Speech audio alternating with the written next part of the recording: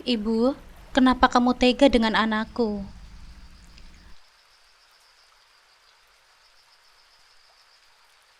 Assalamualaikum sahabat Bunda. Semoga Allah selalu memberikan kesehatan dan kebahagiaan untuk kita semua. Buat sahabat Bunda yang sudah subscribe, semoga rezekinya dilancarkan ya. Amin ya robbal alamin.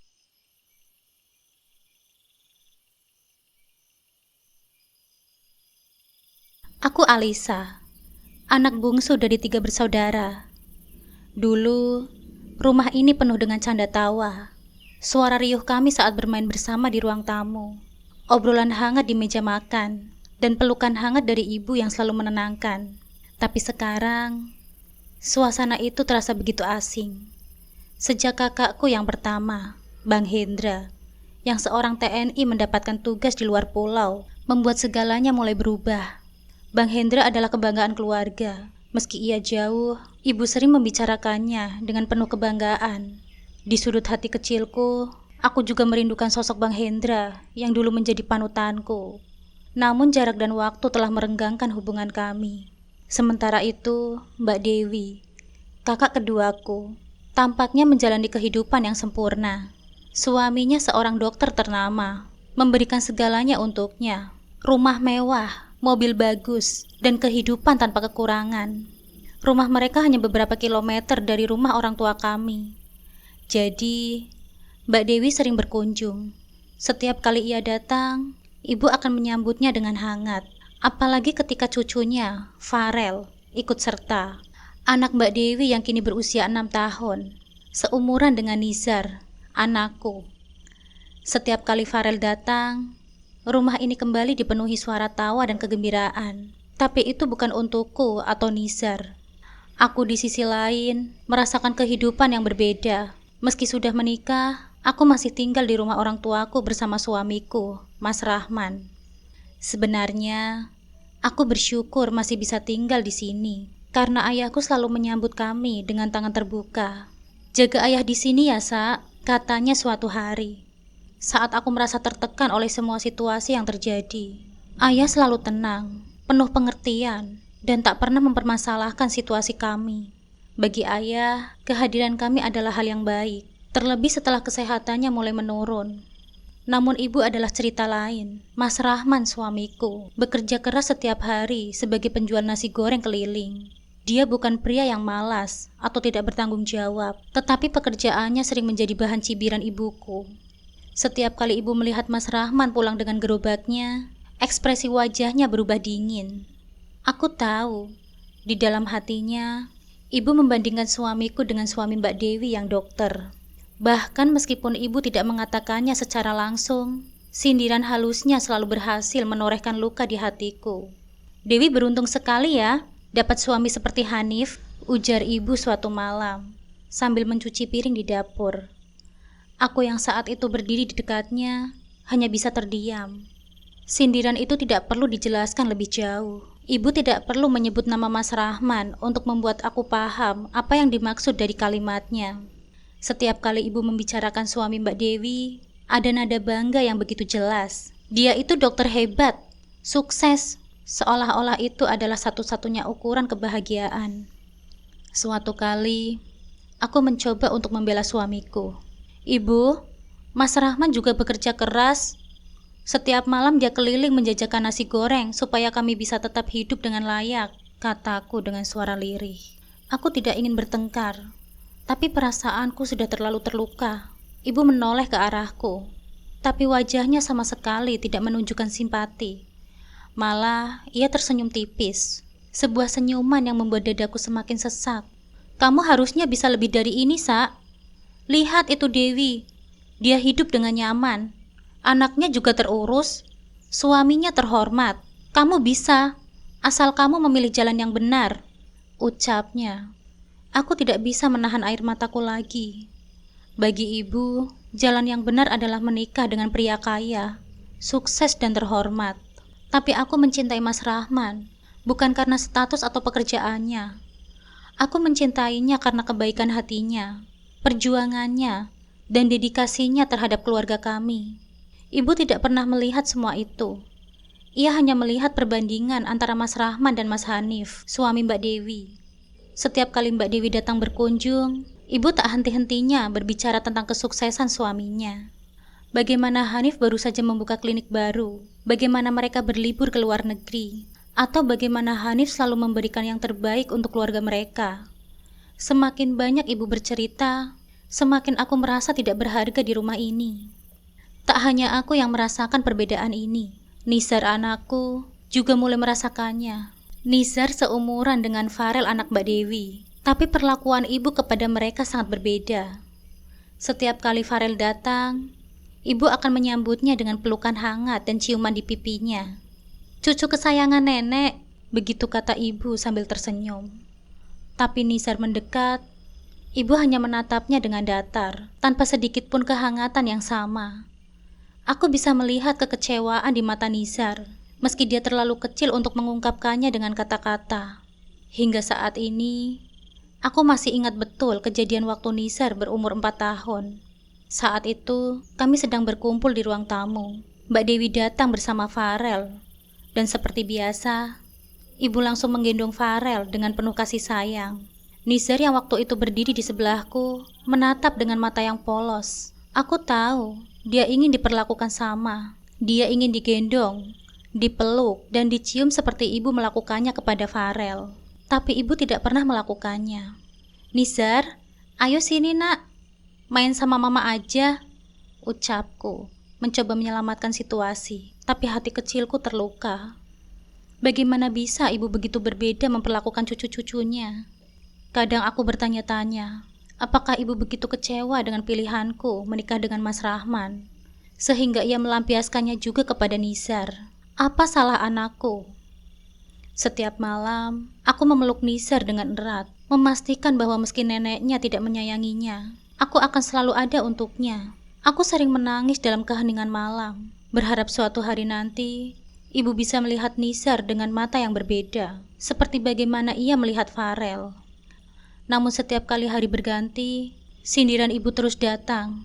Luka di hatiku semakin dalam. Tapi aku tahu, aku tidak bisa menyerah, bukan untuk diriku sendiri, tapi untuk Nizar dan Mas Rahman yang terus berjuang untuk kami.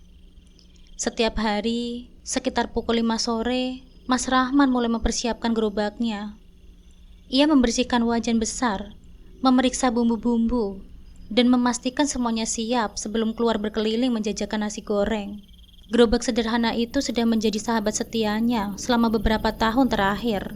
Aku sering memperhatikan dari kejauhan saat ia mulai mendorong gerobaknya, berjalan perlahan-lahan meninggalkan halaman rumah. "Aku berangkat dulu ya sayang, jaga Nizar baik-baik," katanya sambil tersenyum hangat, seolah tidak ada beban di hidupnya.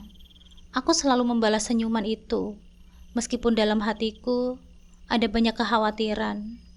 Malam itu aku duduk di teras rumah, menatap jalanan yang mulai sepi.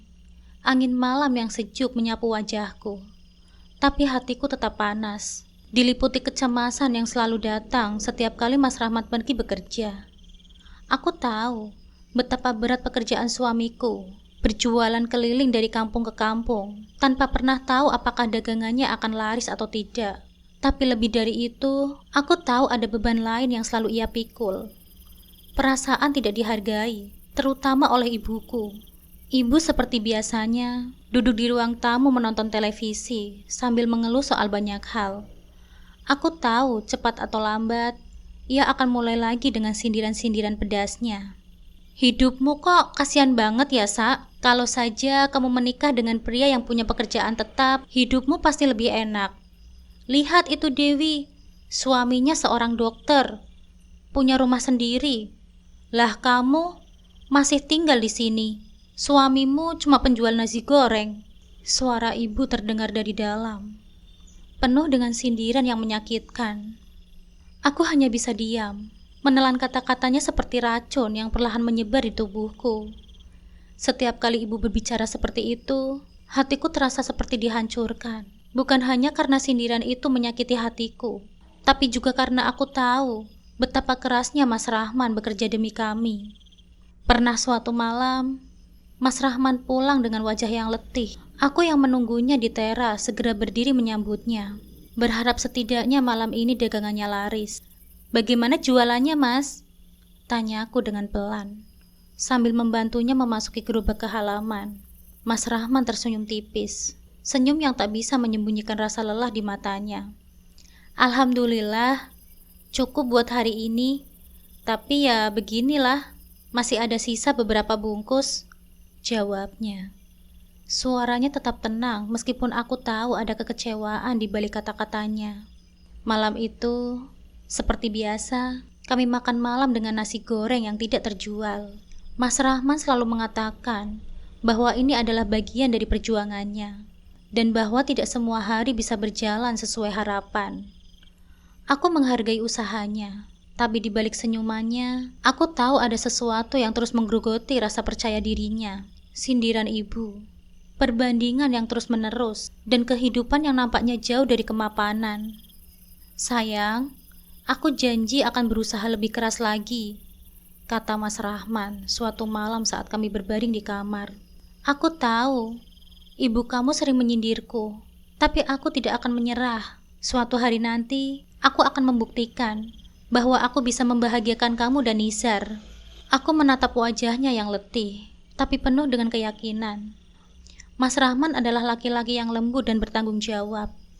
Namun tekanan dari ibuku, dan mungkin dari dirinya sendiri, nampaknya semakin berat. Aku hanya bisa menggenggam tangannya dengan erat, mencoba menyalurkan kekuatan yang aku sendiri rasakan semakin tipis. "Makasih ya, Mas. Aku tahu kamu sudah berjuang keras. Aku percaya sama kamu," bisikku dengan lembut.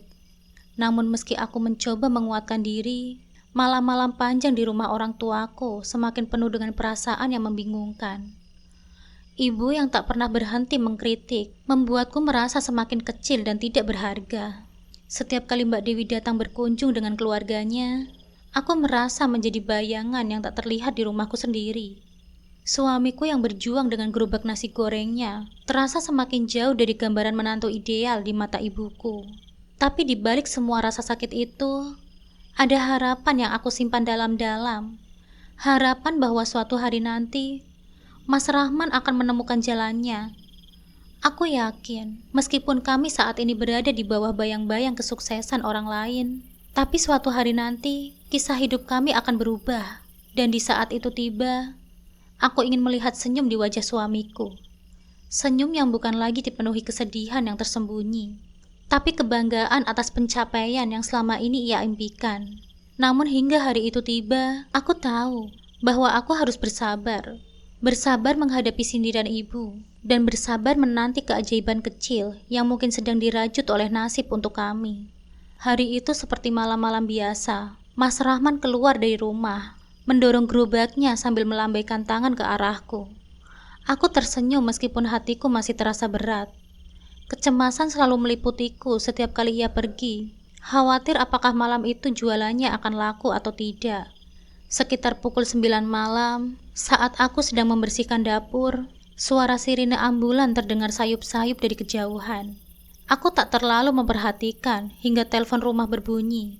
Suara di ujung sana ternyata salah satu pelanggan Mas Rahman yang biasa membeli nasi goreng. "Alisa, suamimu baik-baik saja kan?" tanyanya dengan nada khawatir. Jantungku langsung berdebar. "Ada apa, Bu?"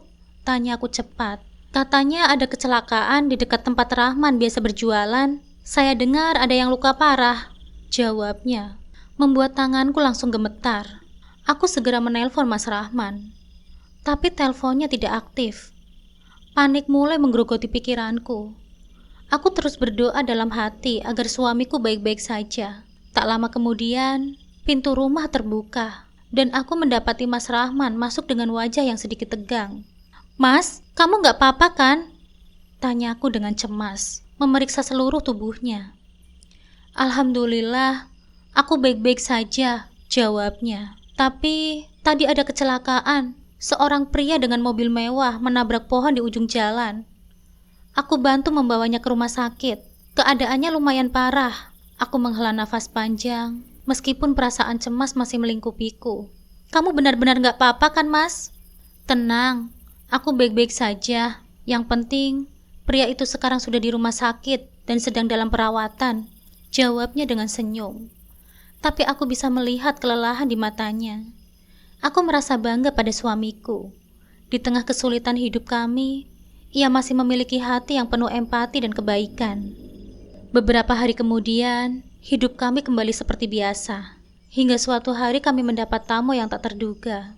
Pagi itu di luar rumah, terdengar suara mobil berhenti di depan gerbang. Aku keluar untuk melihat siapa yang datang, dan terkejut mendapati seorang pria dengan pakaian rapi keluar dari mobil mewahnya. Dari wajahnya, aku mengenali bahwa ia adalah pria yang Mas Rahman tolong pada malam itu. Pak Fahri, pengusaha yang kecelakaan. Pria itu pun mendekat dengan senyum hangat di wajahnya. "Selamat pagi, saya Fahri, orang yang ditolong suamimu beberapa hari yang lalu. Boleh saya bertemu dengan Mas Rahman?"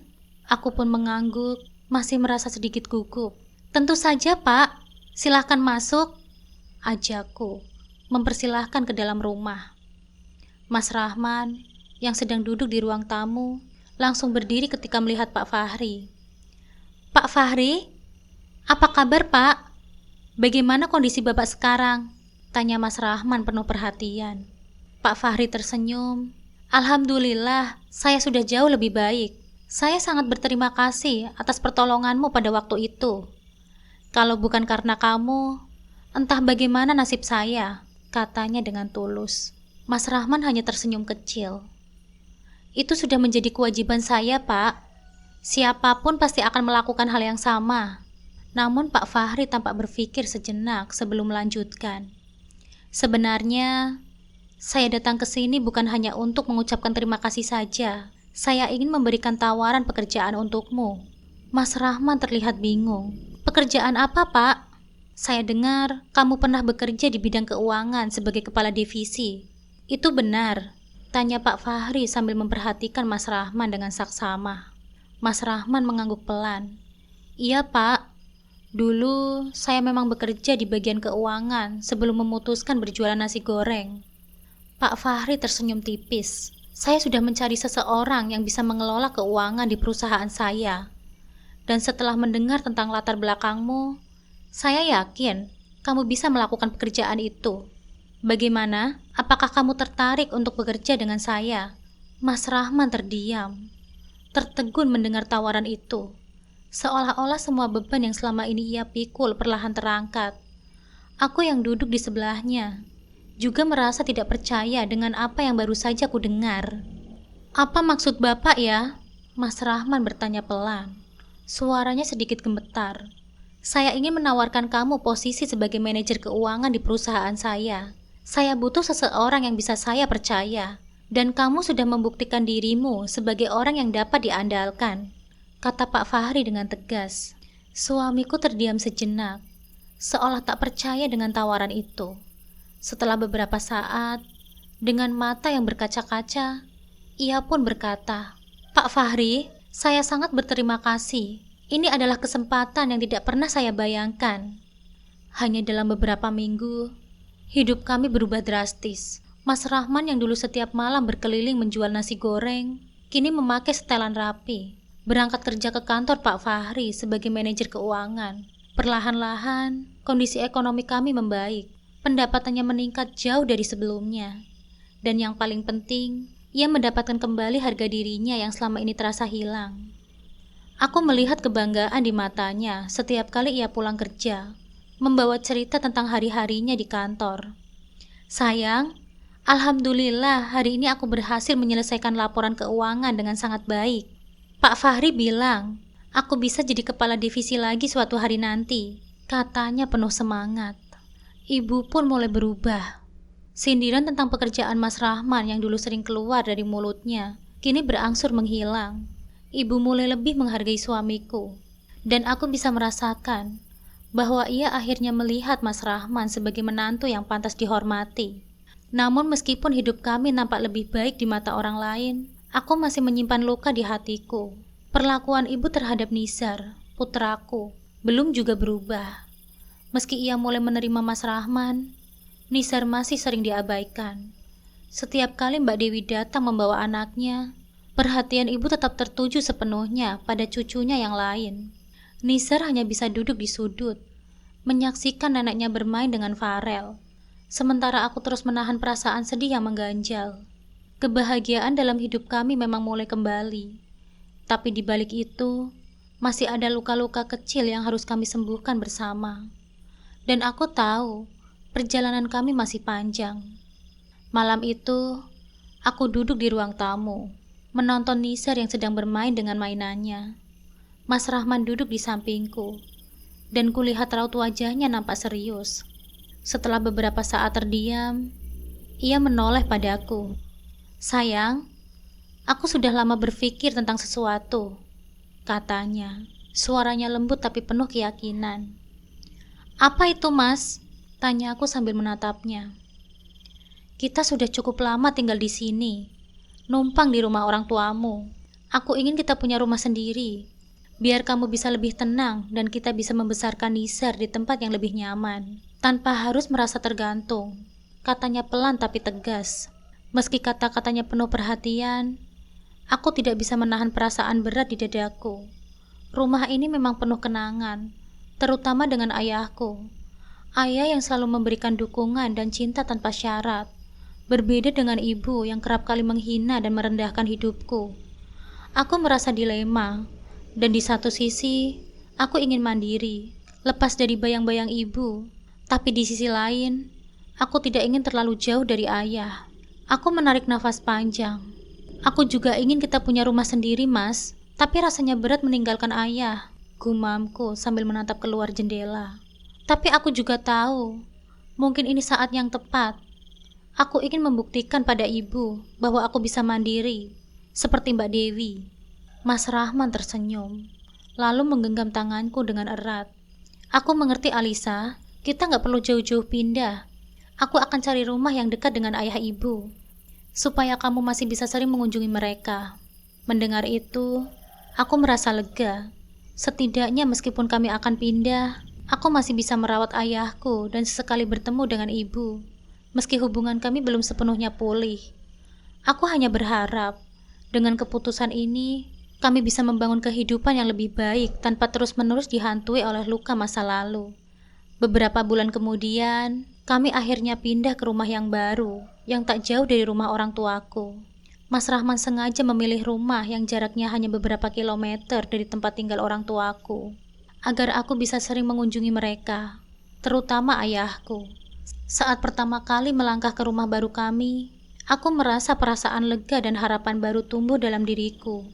Rumah kecil yang sederhana ini terasa seperti awal yang baru bagi kami. Meski tidak semewah rumah Mbak Dewi, tapi ini adalah rumah kami, tempat di mana kami bisa menciptakan kenangan baru tanpa harus merasa ditekan oleh orang lain. Nisar berlarian kegirangan di rumah itu, menikmati ruang baru yang akan menjadi tempat ia tumbuh besar. Aku tersenyum melihat kebahagiaan di matanya, meski perlakuan ibu terhadapnya dulu masih meninggalkan bekas di hatiku. Aku bertekad untuk menciptakan lingkungan yang lebih baik untuk Nisar di rumah ini. Tidak ada lagi rasa rendah diri, tidak ada lagi perbandingan yang menyakitkan. "Mulai sekarang, kita akan menjalani hidup kita sendiri, Mas," kataku pada Mas Rahman, sambil menatap rumah ini. Ia pun mengangguk, menggenggam tanganku dengan erat, lalu tersenyum. Tak disangka, setelah kami pindah, ibu justru mulai lebih sering berkunjung ke rumah kami. Awalnya aku mengira dia hanya ingin mengecek keadaan kami, memastikan bahwa hidup kami baik-baik saja. Tapi seiring berjalannya waktu, aku menyadari bahwa ibu mulai berubah. Setiap kali ia datang, ia nampak lebih ramah, bahkan mulai mendekati Nisar. Meski perubahan itu tidak drastis, aku melihat upaya ibu untuk lebih peduli pada Nisar, walaupun ia masih belum memperlihatkan kasih sayang yang sama seperti kepada Farel, cucunya dari Mbak Dewi. Aku berusaha menerima perubahan kecil ini dengan hati yang lapang. Setidaknya, ibu mencoba, dan itu sudah cukup untuk membuatku sedikit tenang. Mas Rahman juga menyadari perubahan ini. "Ibumu sepertinya mulai menyadari kalau Nisar juga cucunya. Kita beri dia waktu," katanya suatu hari ketika kami berbicara tentang kunjungan ibu. Aku hanya mengangguk, berharap perubahan ini bukan sementara, melainkan awal dari perubahan hubungan kami. Tahun-tahun berlalu, Dan Nisar tumbuh menjadi anak yang cerdas dan penuh kasih. Ia selalu ramah kepada siapapun. Meskipun aku tahu ia merasakan perbedaan dalam perlakuan neneknya. Namun Nisar tidak pernah menunjukkan kebenciannya. Ia tetap menghormati ibuku. Meskipun dalam hatiku aku tahu, ada saat-saat di mana ia merasa tersisih. Nisar itu anak yang luar biasa ya, Mas, kataku suatu malam saat aku dan Mas Rahman sedang berbincang di teras. Dia gak pernah mengeluh, meski tahu neneknya sering lebih perhatian pada Farel. Mas Rahman tersenyum bangga. Dia memang anak yang hebat, sayang. Kita harus bersyukur. Aku merasa bangga melihat Nisar tumbuh menjadi anak yang mandiri dan penuh kasih. Meskipun perjalanan hidupnya tidak selalu mudah, ia adalah alasan utama bagiku untuk terus kuat dan berusaha menjalani hidup ini dengan sebaik mungkin. Suatu sore yang tenang, ibu datang berkunjung. Kali ini ia nampak lebih tenang dari biasanya. Wajahnya tidak menunjukkan ekspresi tegang seperti dulu. Saat kami duduk di ruang tamu, tiba-tiba ibu berbicara padaku dengan nada yang lebih lembut dari biasanya. "Alisa, ibu ingin berbicara," katanya pelan. Aku terdiam, menunggu kelanjutan dari kata-katanya. Mataku memandangnya, mencoba membaca ekspresinya. "Ibu minta maaf ya. Ibu tahu ibu sering membedakan Nisar dengan cucu yang lain. Ibu merasa bersalah, mungkin karena ibu terlalu membandingkan. Tapi ibu sekarang sadar, Nisar adalah anak yang luar biasa," katanya dengan mata yang mulai berkaca-kaca. "Ibu bangga padamu dan Rahman. Kalian sudah membesarkan Nisar dengan baik." Kata-kata itu membuat air mataku tak tertahankan lagi. Selama bertahun-tahun, aku menanti pengakuan ini dari ibu. Pengakuan bahwa aku, anak yang selalu dianggap kurang, sebenarnya mampu. Dan akhirnya, luka di dalam hatiku mulai sembuh perlahan-lahan. Aku menangis dalam pelukan ibu, memaafkan semua kesalahannya yang pernah terjadi. Sejak hari itu, hubungan kami dengan ibu semakin membaik. Ibu mulai menunjukkan lebih banyak perhatian pada Nisar, dan perlahan-lahan, luka di hatiku mulai menghilang. Meski tidak semuanya sempurna, aku merasa jauh lebih tenang. Kini aku bisa melihat masa depan dengan lebih optimis. Nisar juga semakin merasakan kasih sayang yang selama ini ia rindukan dari neneknya. Mas Rahman, yang selalu sabar dan mendukungku, tetap menjadi tumpuan kekuatan kami sekeluarga. Perjalanan hidup kami memang penuh dengan lika-liku, tapi aku percaya semua yang telah kami lalui adalah bagian dari proses menuju kebahagiaan yang lebih besar. Di rumah kecil kami yang penuh harapan ini, aku yakin masa depan kami akan jauh lebih cerah.